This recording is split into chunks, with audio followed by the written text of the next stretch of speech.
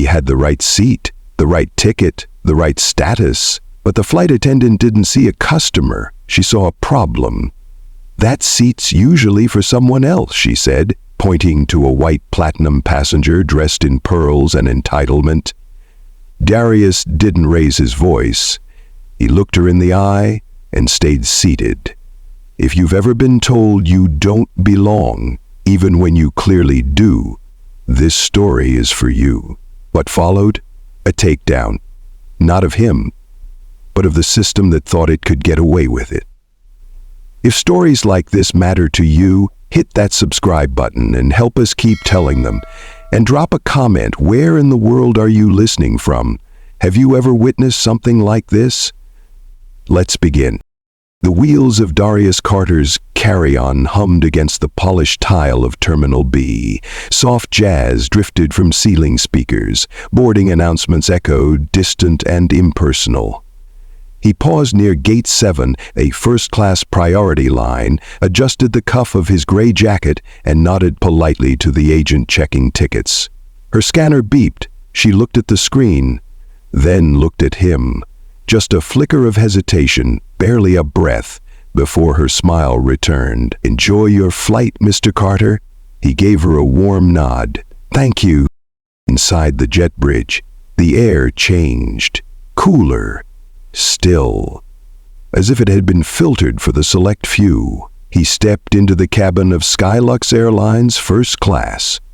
A soft blend of wood veneer, leather seats, and scentless air freshener trying very hard to smell expensive.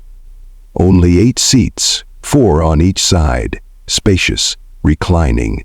Enough legroom to stretch and forget you were in a metal tube thousands of feet above the ground. He located 2A window, premium legroom, plug socket beneath the console. A screen tucked discreetly to the right. He hoisted his bag into the overhead compartment without a word and sat down with the quiet efficiency of someone used to occupying space no one expected him to claim. A stewardess was greeting another passenger 2 rows behind him. All sunshine and familiarity. "Welcome back, Dr. Lansing. We've got your sparkling water ready." Then she turned. Her smile didn't falter, but her eyes did. He saw it, that pause. Not the kind that said, "I recognize you." The kind that said, "You don't usually sit here." She recovered quickly. "Good afternoon. Can I help you with anything, sir?" Darius looked up from his tablet. "I'm good, thanks," he resumed typing. A keynote presentation on AI transparency and consumer bias. He had crafted every line himself. The cabin began to fill. Suits. Cashmere. A woman in pearls tapping furiously at her phone. A middle-aged man muttering into a Bluetooth earpiece, and then heels clicking on the floor like punctuation. Her blonde hair perfectly curled. A silk scarf draped with intentional elegance. Designer tote in one hand, platinum boarding pass in the other. Her name? Eleanor Whitford. If you didn't know it, she'd make sure you did. The flight attendant name tag reading Haley brightened instantly. "Oh, Miss Whitford, you're early. Your usual seat is..." Her voice trailed off because someone was sitting in Eleanor's usual seat. Darius. Haley approached carefully. "Excuse me, sir," she began, the words coated in politeness. "There seems to be a slight mix-up. This seat is typically reserved for one of our longtime platinum members." Darius didn't look up at first. He finished a sentence, saved his file, then glanced up calmly. "This is my assigned seat," he said without irritation.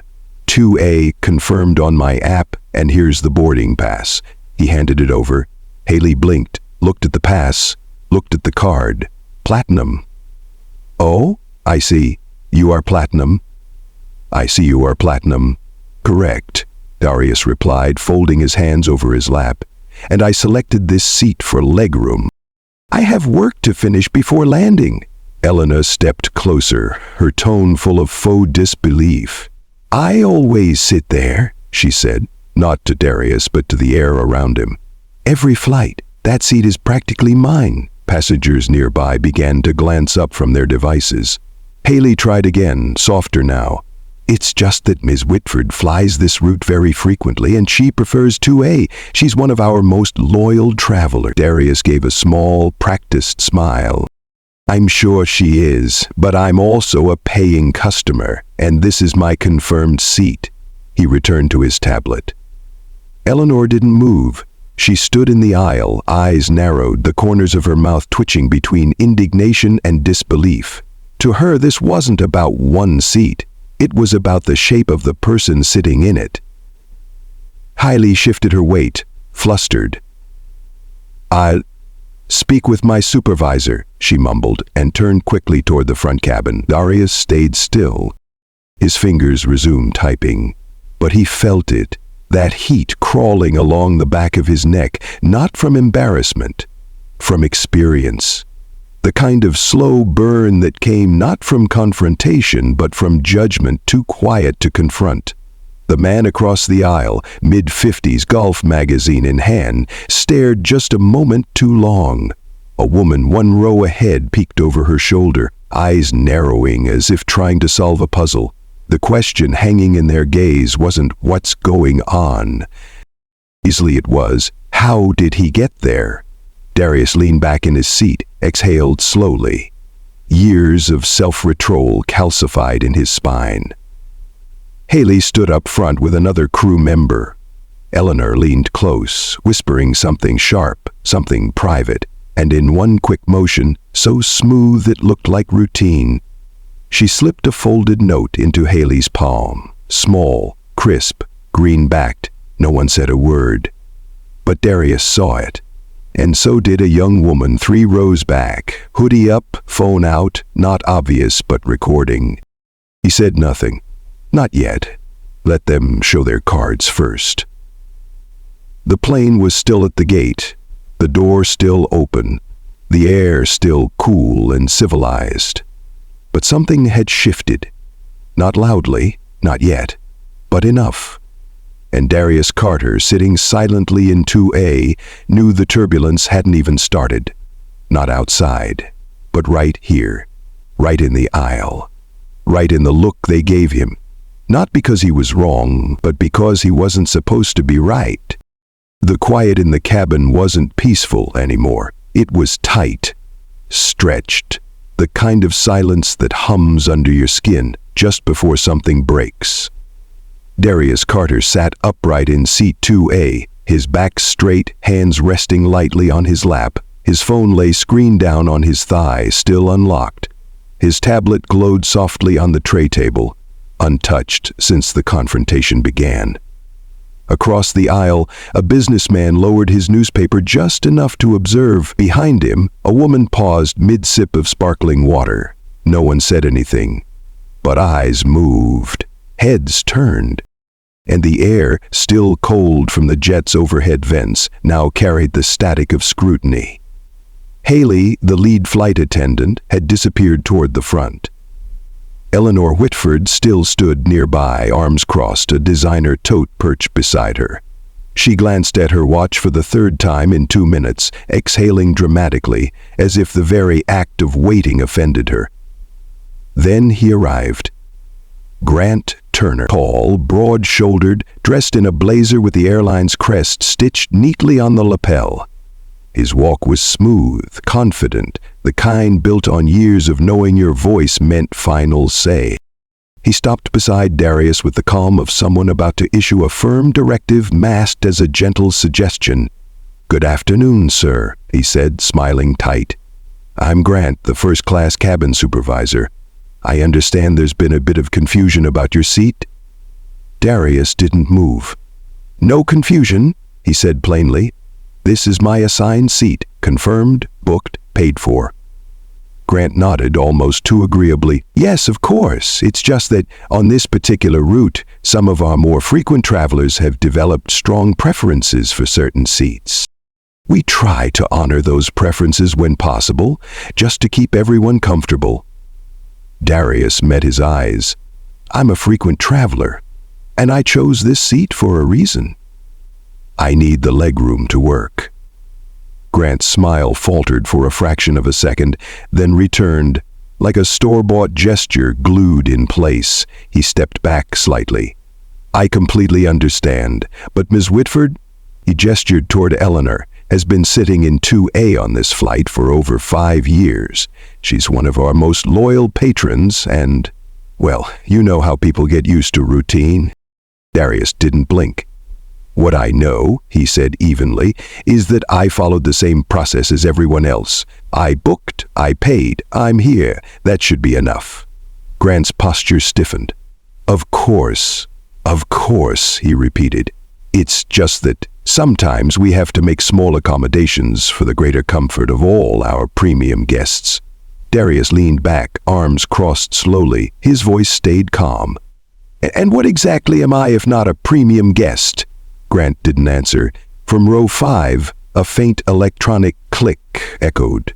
Just once, subtle, overlooked. In coach, a young black woman adjusted the angle of her phone. Her name was Janae. She wasn't live streaming, not yet. She was just recording, quietly, steadily. She'd seen enough of these moments in life to know which ones might matter later, might need proof. Her camera caught the scene clearly. Darius, composed. Grant, pressing. Eleanor standing in forced patience, her arms folded like a queen awaiting her throne. Then it caught something else. Haley returned, and Eleanor stepped forward as if reaching for her bag in the overhead bin. But instead, with practiced ease, she slipped a folded envelope, thin and flat, into Haley's hand. Quick, barely a second, but enough. Enough for the lens to catch it, enough for Darius to see. He didn't react, not with his face, but in his chest, something steadied. It wasn't anger, not the explosive kind. It was older than that, sharper. The kind of knowing that builds over a lifetime.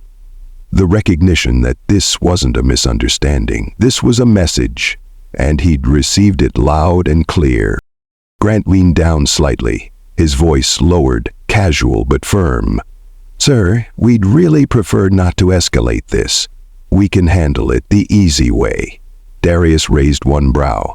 Grant continued, "We don't want to involve the captain or delay the flight, but if we can't come to an understanding, well, we may have to ask you to relocate." Darius didn't look at him. He reached calmly for his phone, turned it over, and tapped the record button. The small red dot blinked on. He raised the device slightly, just enough to frame his own face and the space around him. His voice was low, controlled. "I'm recording this interaction for clarity," he said, looking straight into the lens, "because I want to be sure I remember exactly how it feels to be removed from a seat I paid for, a seat I booked, a seat I was assigned, just because someone else thinks I don't belong." The aisle held its breath. Grant's eyes narrowed. "Sir, recording is not permitted." "There's no law against recording on a plane unless it interferes with crew duties," Darius interrupted. "And right now, I'm sitting here, quietly, doing nothing wrong." Eleanor's voice sliced the air behind them. "I have a connection to make in Denver. I've never had to deal with this kind of delay. This is completely inappropriate." Darius turned slightly, just enough to address her without giving her more than she was due. "I didn't cause a delay. I just sat where I was told." A murmur moved through the cabin. One man shook his head. Another muttered, "Why doesn't he just move?" But a voice, softer, younger, maybe from the row behind, answered back, "Maybe, because for once, he shouldn't have to." Janae's phone kept recording, and so did Darius's, because they both knew this wasn't just about a seat. It never had been. The air in the cabin had changed. It wasn't about temperature, it wasn't about turbulence. It was the kind of shift you feel in your chest, not your seatbelt. The kind that tells you you're not just watching a moment unfold, you're standing inside of it. Darius Carter remained seated in 2A. His phone, still recording, rested calmly in his hand. Around him, first class was unnervingly quiet. Not peaceful, tense, as if everyone had been waiting for something to break. And then it did. The cockpit door opened with a heavy metallic click, the kind of sound you don't usually notice until you do. Captain James Reynolds stepped out. He was tall, gray-haired, with the weight of 25 years in the air lining his forehead. His uniform was crisp, his movements purposeful. He didn't rush, he didn't smile. He didn't have to. Behind him trailed Grant, the supervisor, and Haley, the lead attendant. They moved as a unit, 3 people, 1 mission, to make this end. They stopped at Darius's seat like a wall. Captain Reynolds spoke first, his voice polished and firm. "Mr. Carter, I understand there's been a situation regarding your seat assignment." Darius looked up. Calm. Still. "There's no situation," he said. "This is my assigned seat. I've caused no disturbance. I haven't violated any policy." Grant shifted, arms folded. "Sir, your refusal to move has disrupted the boarding process." Darius tilted his head slightly. "By sitting where my ticket tells me to sit," the captain cleared his throat. "Our crew has the authority to reassign seats at their discretion to ensure the comfort and safety of all passengers." "Comfort," Darius repeated, "not safety, let's be clear." The captain blinked, just once. "I'd like to see the policy," Darius continued. "The one that says a paying passenger can be removed from their confirmed seat simply because another passenger prefers it." There was silence. Not a word from Grant, not a glance from Haley. And Eleanor, still standing just feet away, clutched her handbag like a prize she hadn't won yet. Row by row, eyes flicked between the scene and their own screens. No one spoke. But the tension pulsed like a second heartbeat in the cabin. Then a voice, soft, low, gravel-edged. "I've flown this route for 25 years. Heads turned. It came from row 4. Mr. Reuben Dixon. Elderly, quiet, a man who'd said nothing until now. He looked at the crew, then at Darius. "And I've never once seen someone asked to move without cause." Grant didn't respond, but his jaw tightened. Darius nodded toward Reuben, subtle but grateful. Captain Reynolds shifted his weight. His posture straightened. His tone changed. "This is your final warning, Mr. Carter," he said. "You can voluntarily relocate to another seat, or we'll be forced to remove you from the flight." Darius looked up at him, not with fear, but with something stronger, something older, clarity. "Let me get this straight," he said. "You're threatening to remove me from this plane because I won't give up the seat I paid for, the one assigned to me, the one your airline confirmed.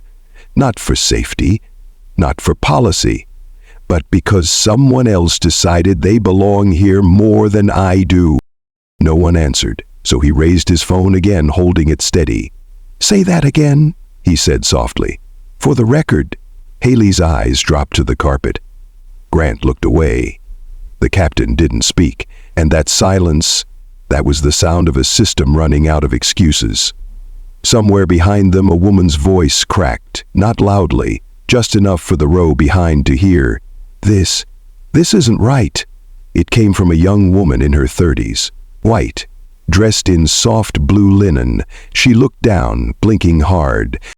In row 3, a man muttered, "He didn't do anything wrong." And then, like a thread pulling taut, another moment. Eleanor reached again into her bag, casual, disinterested. She leaned toward Haley, slipped something into her hand. Cash, neat, folded, silent. But this time the camera caught everything. Not just one camera, 2.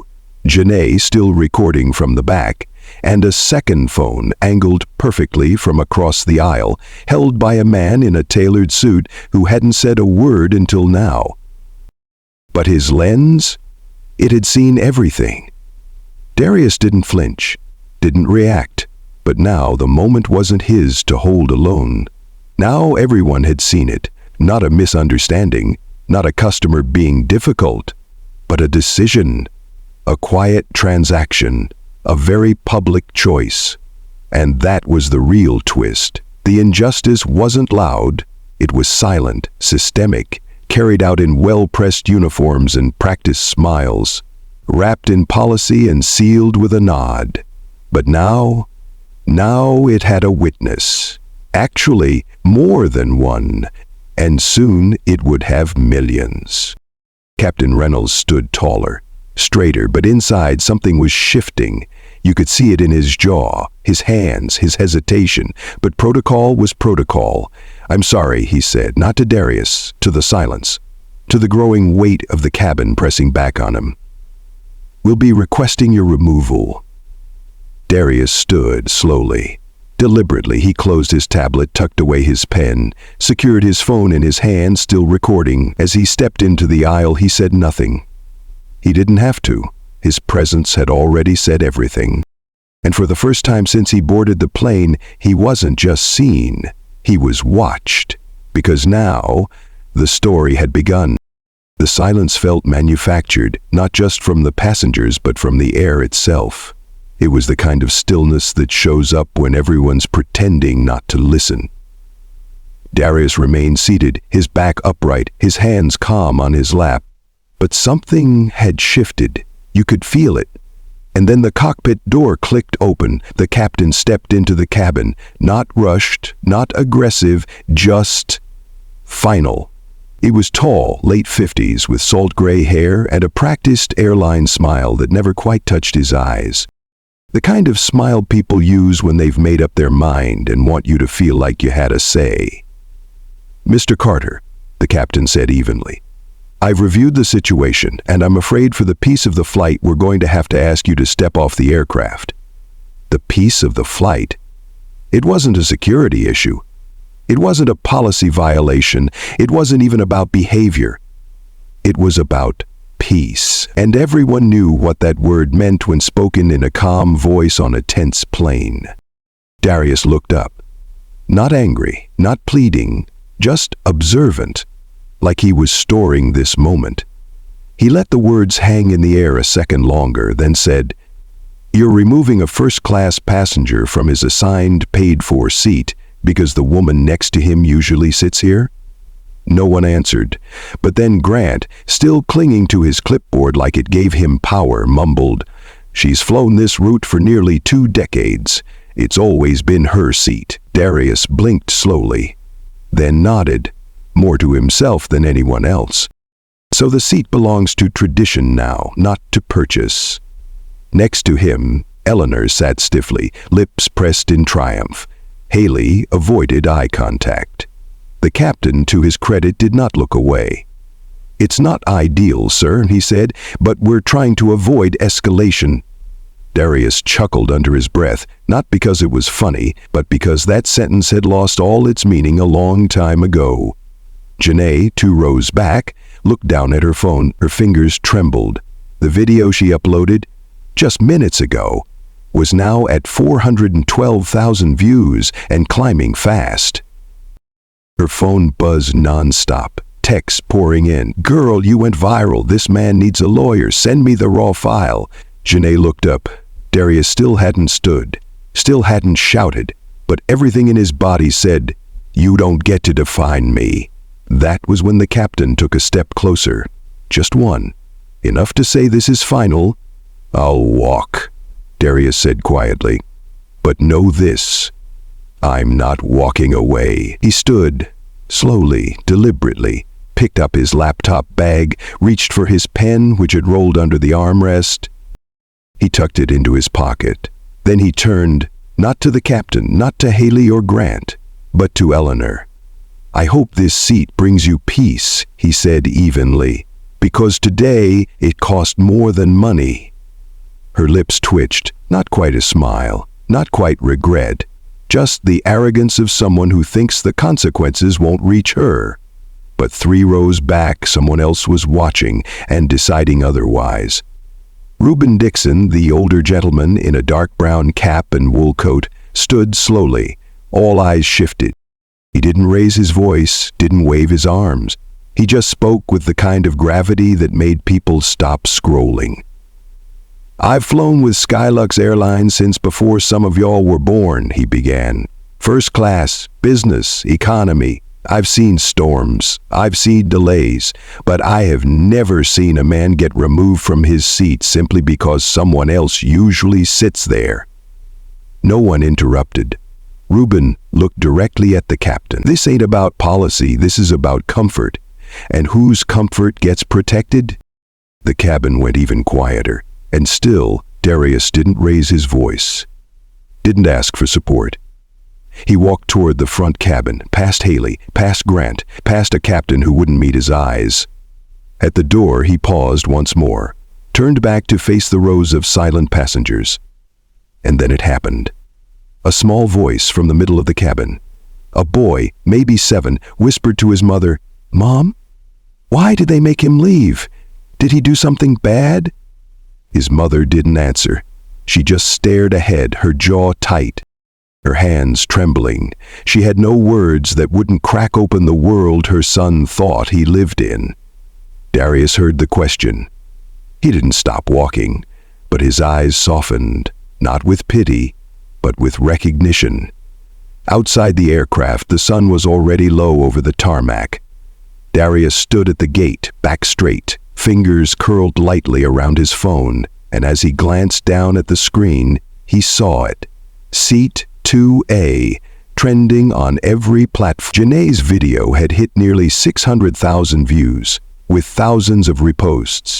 The title read simply, "They made him leave. For being him." Darius didn't smile, but his lips moved. Just 3 words. "Now we begin." And with that, he turned, walking calmly into the terminal. The flight would go on without him.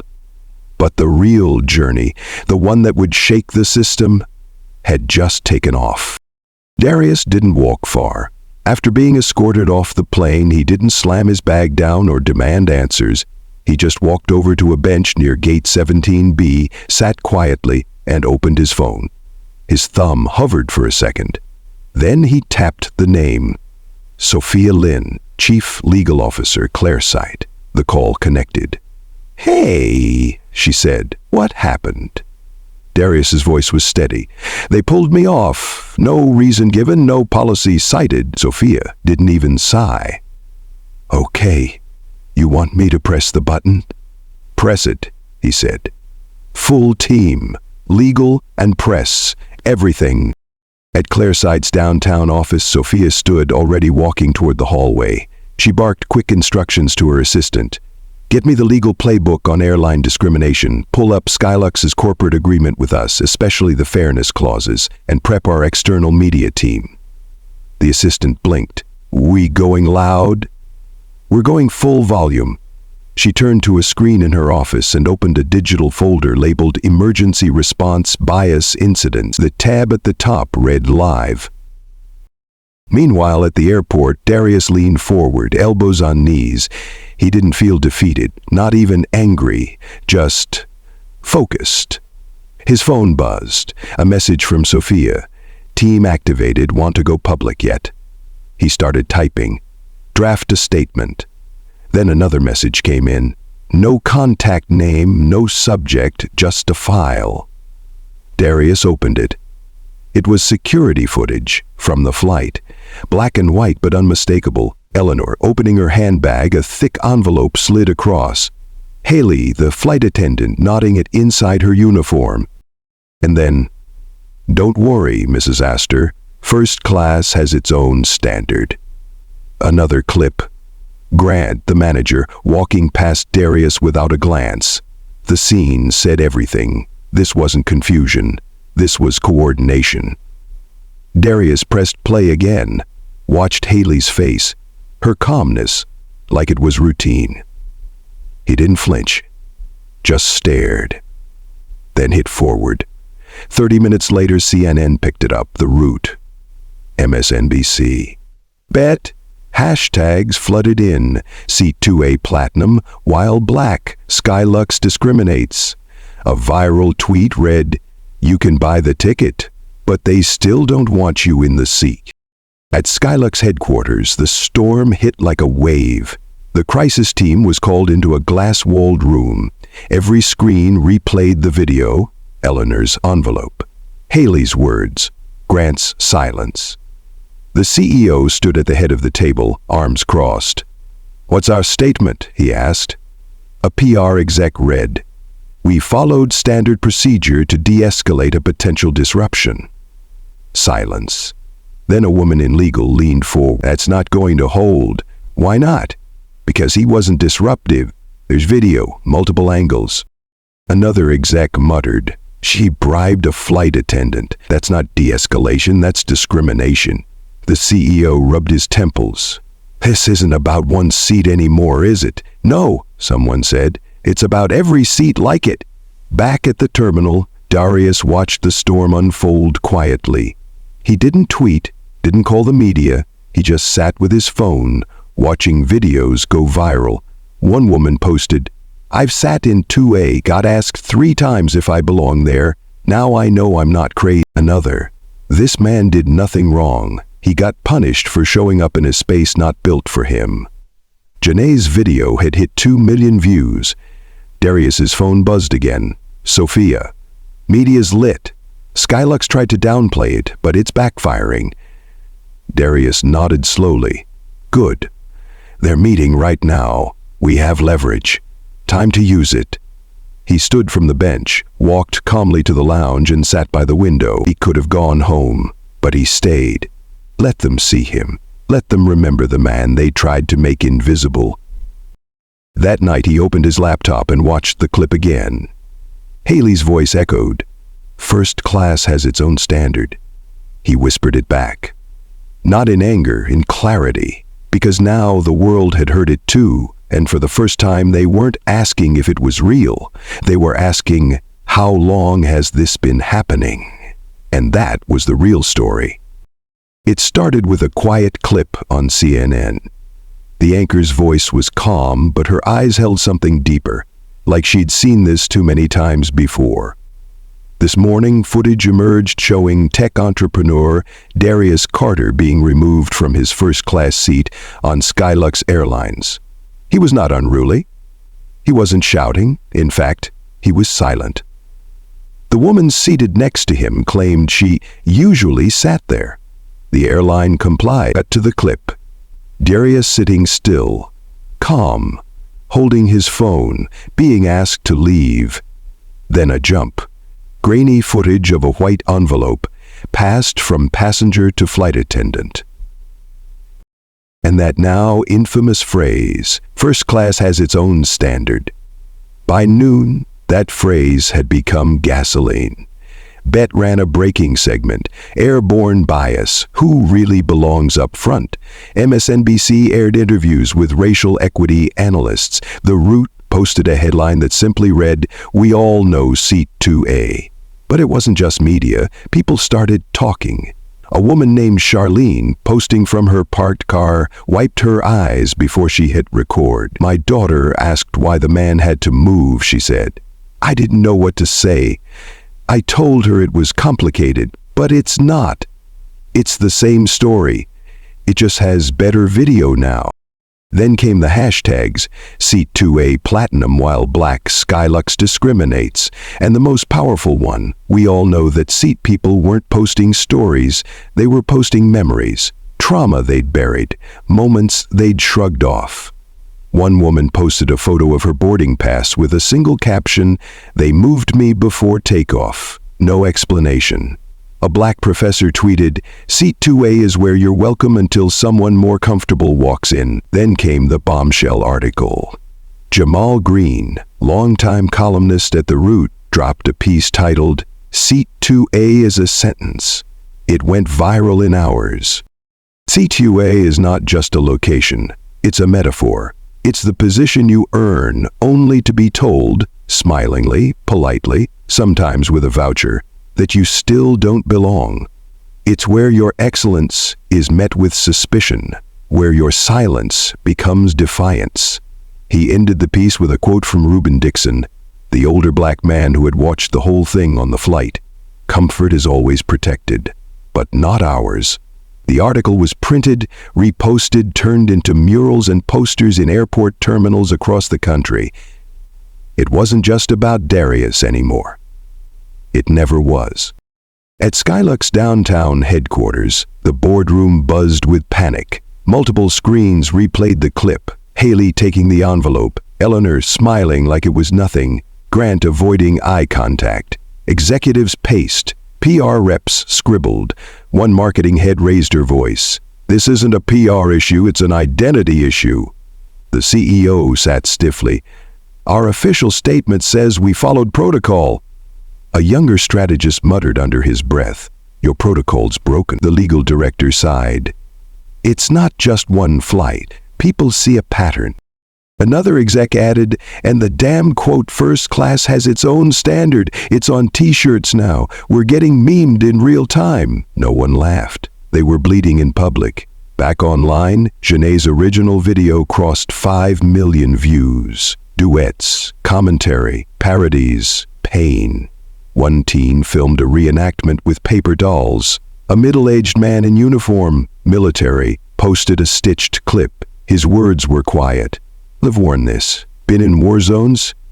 But I've never felt as unwelcome as I did that time they bumped me from first class." They didn't say why, just said it wasn't available anymore. Darius didn't say a word online, but he watched. From the calm of his living room, he scrolled through the comments, the videos, the messages from people he'd never met. He didn't feel vindicated. He felt seen. And that was new. At a university in Chicago, a black professor began her lecture with a short statement. "Today, we're all sitting in seat 2A, and some of us have been there our whole life." No one took notes. They just listened. Later that night, Skylux uploaded a second statement. It read, "We're reviewing the incident. We remain committed to equitable travel experiences for all." The comments underneath were brutal. "You're not reviewing, you're reacting. You remain committed to comfort. For who? We've seen the footage. What else is left to review?" In one final act of irony, someone uploaded a remix of Haley's voiceover flight music. First class has its own standard turned into a refrain. Over and over, someone else added protest footage over it. It wasn't funny, it was haunting. And through it all, Darius waited. Not for an apology, not for redemption, but for clarity. Because now the world knew he hadn't made a scene. He hadn't broken a rule. He'd just refused to move from a seat that already had his name on it. The boardroom lights buzzed quietly above, casting a clinical glow over the long mahogany table. The windows behind Darius Carter revealed a city alive with motion, but in here, time had narrowed into something sharp. Around the table sat Skylux's top shareholders, legal counsel, and a few tense executives. No small talk. Just waiting. Darius didn't stand at the head of the table. He stood halfway down, placing both palms flat on the polished surface. "Let's begin." A screen flickered on. Sophia Lynn, seated beside him, tapped a remote. Charts appeared. Transaction logs. Screenshots. Market headline. Then, without preamble, Sophia said, "Claire Sight holds 26% of Skylux Aviation through 3 subsidiary funds. That stake gives us the right to call an emergency board meeting." A murmur. One man cleared his throat, trying to hide his discomfort. Another frowned, as if seeing the numbers for the first time. Darius spoke calmly. "That's not a threat, it's a fact. We believed in this company's potential, but last week Skylux removed a paying first-class passenger from his seat because of familiarity bias." He let that settle. Not a mechanical error, not overbooking, familiarity. Silence. Sophia continued, "We have legal grounds for breach of contract, brand misrepresentation, and discriminatory practices, but we are not here to sue. We're here to lead." She passed a folder to each board member. Inside, a proposed action plan.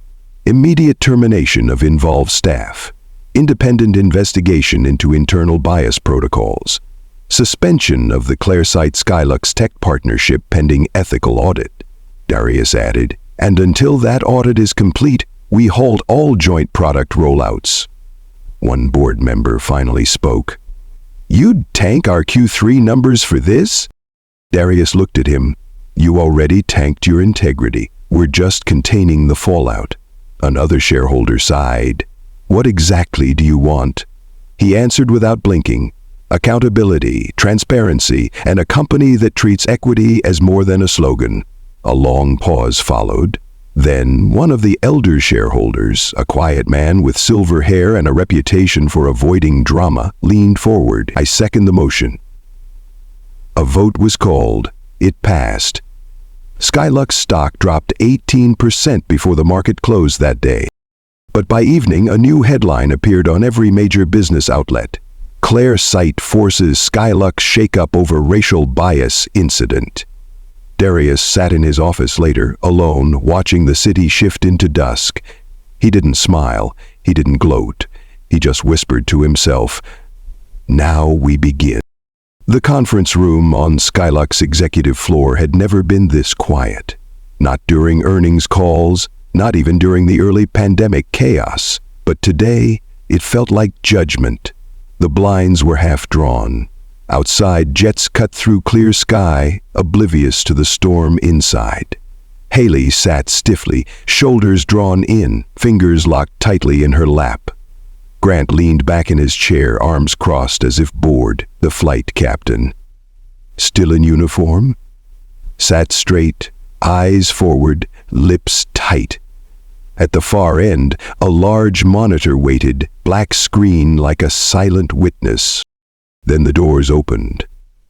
Darius Carter walked in, not in vengeance, but in clarity.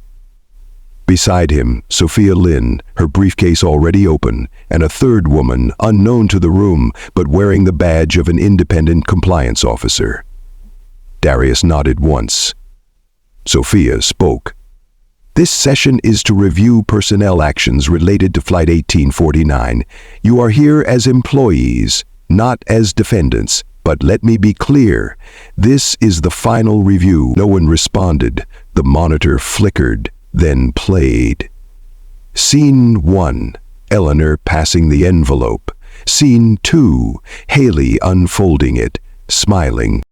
Scene 3, Grant approaching Darius with forced courtesy. Scene 4, the flight captain's voice. For the safety and comfort of all passengers, we ask that you step off. Scene 5, Darius standing up, calm, leaving, silent. The video ended. No music, no voiceover, just silence. Haley was pale. Her voice cracked. I didn't know she'd filmed it. Sophia didn't blink. You didn't know it would go public. That's not the same. Haley shook her head. Eleanor's a regular. We didn't want trouble. So, you created it, Sophia replied. Grant spoke up, arms still folded. There was pressure to de-escalate. You weren't there. Darius turned to him. No, I was in the seat that you had me removed from. Grant looked away. The flight captain, silent until now, took a breath. My concern was operational disruption. Sophia leaned in. There was none until your staff made one. Then the door opened again. Eleanor strode in, flanked by Skylux Legal, polished, smiling slightly, as if she were above it all. Miss Eleanor, the compliance officer said, thank you for joining. We have one question. Did you expect seat 2A to be yours? Eleanor laughed softly. I usually sit there. They know that. Darius raised an eyebrow. Sophia leaned forward. You mean they knew ahead of time you would request that seat? Eleanor blinked. Realized. I just meant, it's a pattern, not official, but they knew. That's all. Too late. The compliance officer turned to the others. That establishes familiarity-based privilege. On record, the room shifted. Darius stood. Let's make it plain. This wasn't misjudgment. It was procedure. One you all knew. One you all upheld. Grant opened his mouth, but Sophia raised a hand. "We're done. Effective immediately. Grant Wallace, your contract is terminated. Haley Brooks, your employment is dissolved. Captain Rhodes, you are relieved of command pending industry-wide review. Eleanor, you are banned from all Skylux flights for violating ethical standards." No one spoke. Security entered, quiet but firm. Haley stood first. Tears welled in her eyes. She looked at Darius. "I never meant to hurt anyone. I just thought I was doing my job." Darius didn't flinch. He didn't speak. She left. Grant followed, stiff-legged. He didn't say a word. The captain gave a small nod, to no one in particular, and walked out. Eleanor hesitated, then turned toward Darius. "I didn't mean to start all this." He finally looked her in the eye. "You didn't start it. You just lit a match where the room was already soaked." She frowned, unsure whether to feel insulted or exposed. And then she left too. Only Darius, Sophia, and the compliance officer remained. Sophia exhaled. "You want a statement drafted?"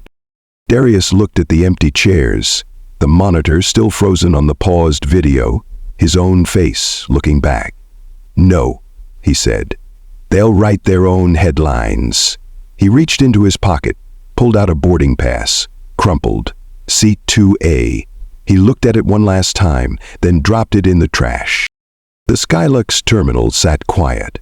For the first time in years, there were no check-ins, no boarding calls, no uniformed staff pacing between gates, only silence, and the blinking message across every display board. "Service paused for recalibration. Thank you for your patience." Inside a downtown training center repurposed for the moment, folding chairs filled with crew members, agents, pilots, and administrators. Some fidgeted, others stared ahead. Most didn't know what to expect. Then the door opened, and Darius Carter walked in. He wasn't in a suit, just dark jeans and a gray shirt. No name tag, no speech notes. He didn't need them. He looked around the room, then took a seat in the front row. The facilitator, a soft-spoken woman named Renee, stepped up to the podium. "Welcome to day one of Skylux Recalibrate. This isn't punishment, this is repair. If you're here, it means your voice matters. So let's start with one question." She paused. "When was the first time you realized you had a bias?" Murmurs, shifting in chairs. Then silence. Darius stood. "I was 15, riding home with a white friend. We got pulled over. The officer asked me for ID, not him. I gave it. My friend asked later why I didn't speak up. I said, because that's just how it goes." He paused. "I stopped saying that years ago, because it doesn't have to be." He sat. Silence, but the kind that listens. Renee nodded. "Thank you, Mr. Carter. Would anyone else like to share?" A young flight attendant raised her hand, voice shaky. "I once watched a black woman get asked 3 times to confirm her seat." I said nothing, just smiled like everything was fine. She looked down. It wasn't. The day continued. Exercises, reflection. Then, before the final session, Renee spoke again. "We have a guest." From the side, Janae stepped forward. She looked different now, clearer, grounded. "I wasn't supposed to be part of this story," she said. "I just saw something wrong and hit record."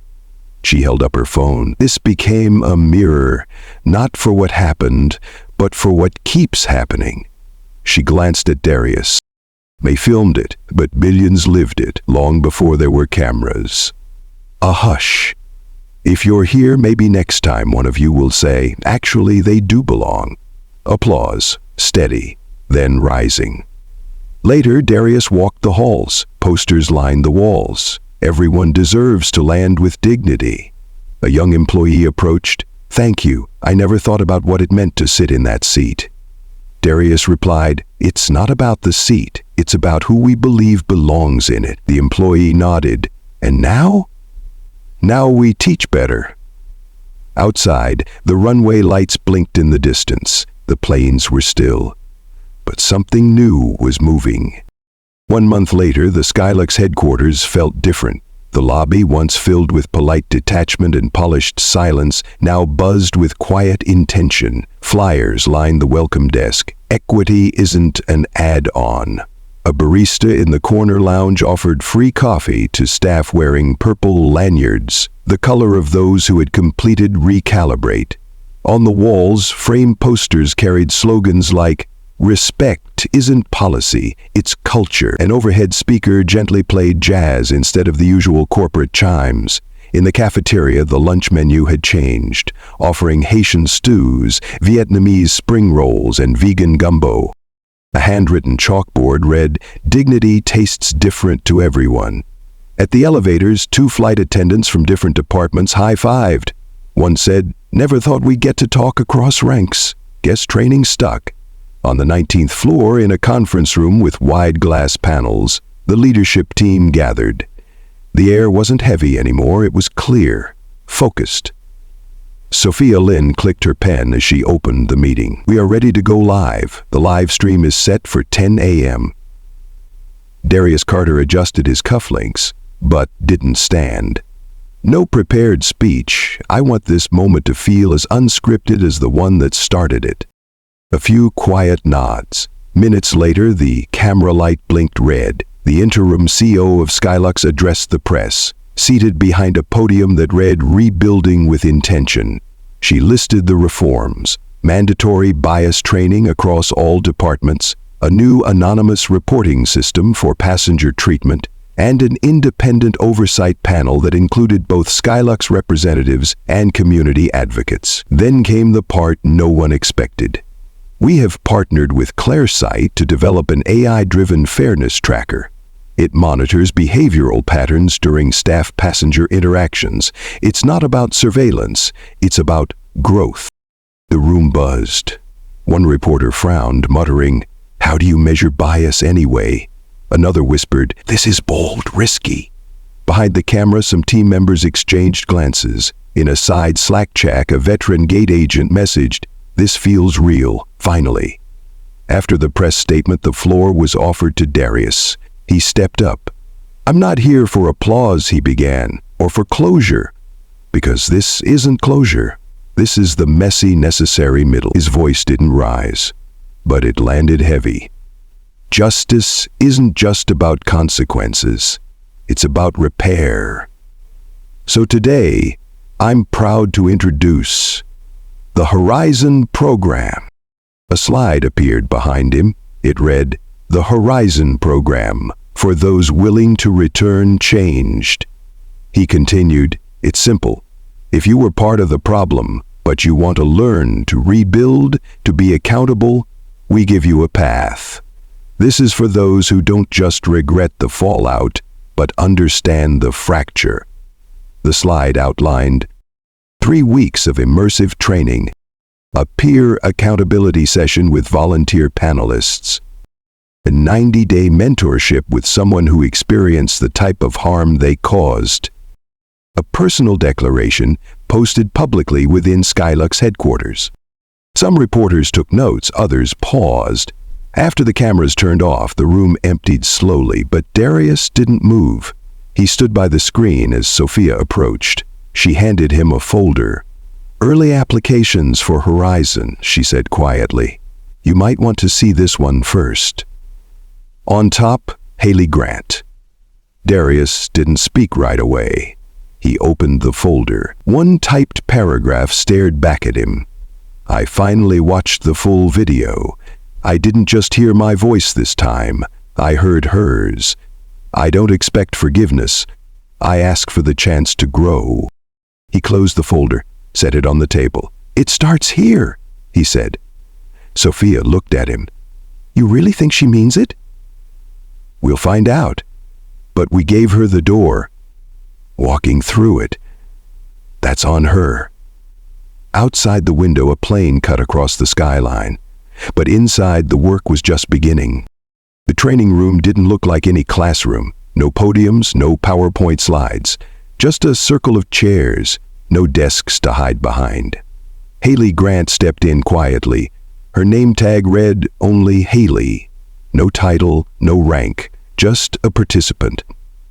Around her a dozen others sat, some employees, some former passengers, some community members. No one clapped, no one smiled. She took a seat, not knowing if it was meant for her. A man beside her, middle-aged, with deep eyes and salt and pepper hair, gave a quiet nod. That was it. A facilitator entered, not a corporate coach, but a social worker named Lena. She carried no laptop, just a clipboard and a presence. "This is Horizon," Lena began. "Not a seminar, not a punishment, not a shortcut. It's a mirror." The silence settled. In the first hour, no one spoke unless prompted. Lena asked them to describe the last time they felt powerless. The room stiffened. Haley hesitated, then said, "When I realized my voice had silenced someone else's." No one replied, but no one looked away. That afternoon, they broke into small circles. One woman, Erica, sat across from Haley. She had been a passenger in economy during the flight where Darius was removed. "I watched you nod when the man said she usually sits here," Erica said. "My daughter was beside me." She whispered, "Why didn't she stop them?"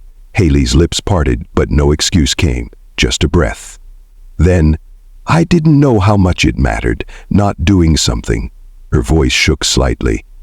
"I used to think silence kept me neutral, but it didn't. It just kept me safe. From discomfort, not from harm. Not yours." For a moment, Erica's eyes softened. She didn't forgive. But she didn't walk away either. The next morning, Haley arrived early, sat in the same seat. This time, when Erica walked in, Haley stood and held the chair beside her. They sat together. Meanwhile, on another floor, Darius was reviewing data. Horizon wasn't just emotional work. It was being measured, tracked. Dropout rates, reflection journal entries, peer evaluations. Haley's name was tagged with a note, "Engaged, under review." But that wasn't the only surprise. Sophia knocked, holding a familiar file. Grant submitted another Horizon application. That's his fourth. Darius frowned. "Let me guess, still failed the pre-screen?" "Worse," Sophia said. "He passed this time, but barely." Grant had shown up with a polished video submission saying all the right things, but something felt off. Darius scrolled through the application. There was no mention of what he did, only how it affected his image. Mills still thinks Horizon is a rehab for reputations, Darius muttered. "Should we deny him again?" Sophia asked. Darius paused. "Not yet. Let him sit through orientation. If he walks out by lunch, we'll have our answer." Elsewhere, another conversation brewed. Reuben, the older black gentleman who had watched the entire flight incident unfold, entered the Horizon wing for the first time.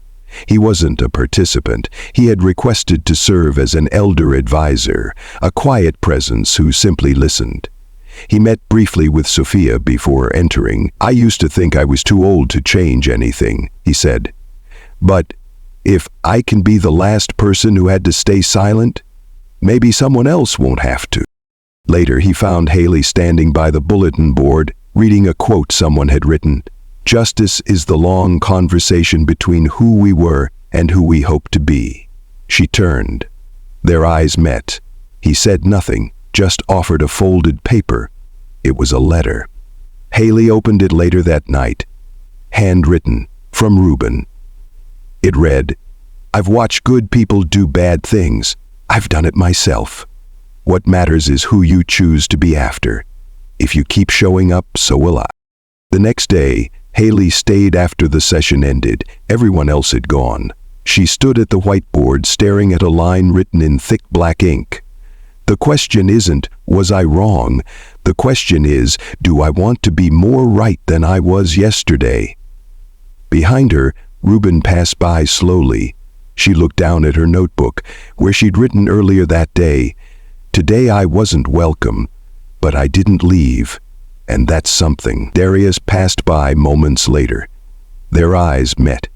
He didn't stop, just gave a quiet nod. She nodded back. No applause, no transformation montage, just the slow, hard work of returning not to who she was, but to who she might still become. The airport looked the same, but everything had changed. 6 months had passed. The new Skylux terminal shimmered with sunlight, windows stretched wide to invite in more than just light. They welcomed clarity.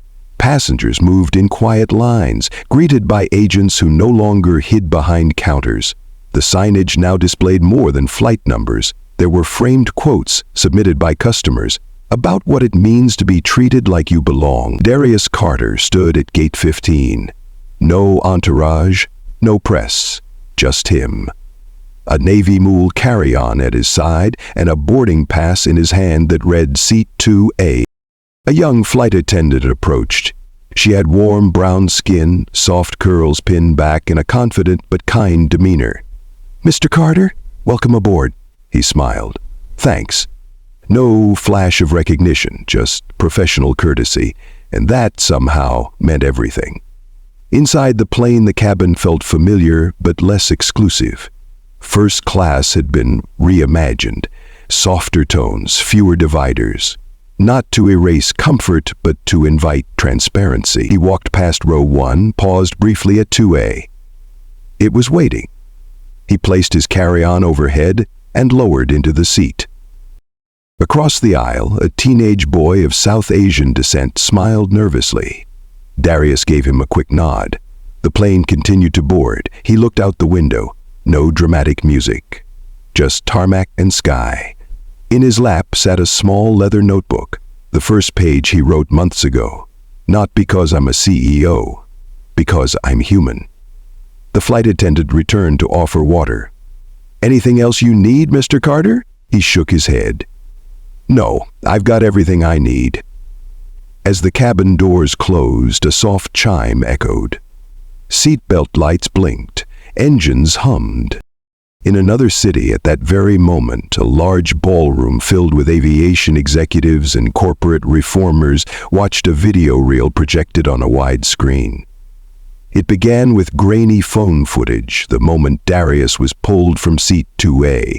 Gasps echoed through the room. Then came clips from training sessions, Haley Grant in a circle of chairs, Ruben speaking quietly with young employees, a group of passengers applauding a pilot who turned back for a mishandled case of racial profiling. A woman at the podium read aloud, "Today, Skylux Airlines leads the industry in post-incident transformation, and it's thanks to one passenger who refused to leave quietly." Applause followed. But Darius wasn't there.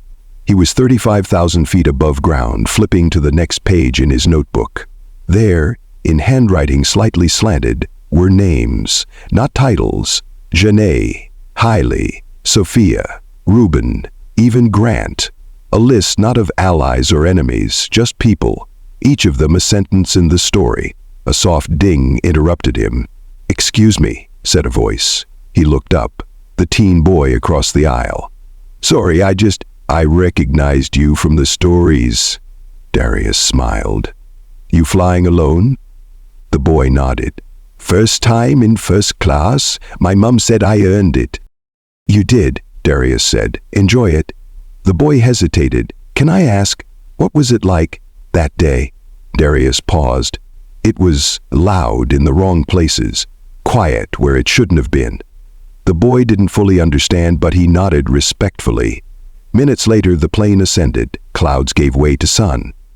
Haley, meanwhile, stood at the back of the ballroom. She wore no name tag. She didn't speak, but she watched the video all the way through. When the final frame landed on Darius's quiet smile, sitting in seat 2A, she turned and slipped out. As she left, someone caught the small logo on the back of her blazer. Horizon Program. She was there, just not to be seen. In the sky, Darius stared out the window. He thought of all the people who never got to sit in seat 2A, not because they couldn't afford it, but because someone decided they didn't belong. Now the seat was his again, but no one questioned it. And that, not the applause, not the reform, was what made it right. The intercom buzzed. "We'd like to welcome you aboard today's flight. Our crew is proud to serve every passenger with dignity, clarity, and respect. Darius closed his eyes, not because he was tired, but because it finally felt still. No applause, no spotlight, no fight, just a seat and a sky. And one day, someone will sit here, without knowing any story behind it, just knowing they belong. Fade out. Text on screen. We didn't change the world, but we changed one seat, and maybe that's how it starts. Thank you for listening. These aren't just characters, they're echoes of people we've been or people we've met. If this story moved you, don't just scroll away. Hit that subscribe button. Join us. We share stories like this because they need to be heard and remembered. And before you go, tell us, where in the world were you listening from? What part of the story still lingers with you? We'll see you in the next story.